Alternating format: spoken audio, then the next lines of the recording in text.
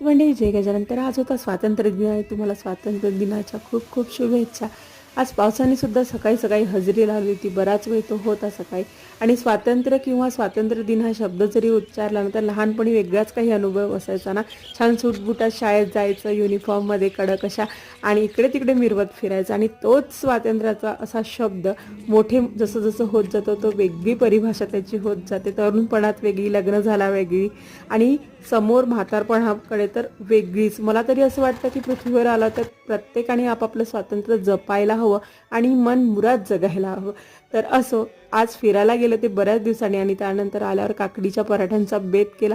काकड्या किसून छानपैकी त्यात कणिक आणि तांदळाचं पीठ टाकलं आणि सागर संगीत मसाले टाकले. आणि एकीकडे नेहानी आज आईंसाठी भगर टाकलेला होता, त्यांना उपास होता तर. आणि त्यानंतर दोन्ही साईडला आम्ही तावे ठेवून गरमागरम मस्तपैकी पराठे केले आणि त्याचा आनंद घेतला. चला भेटूया, बाय बाय.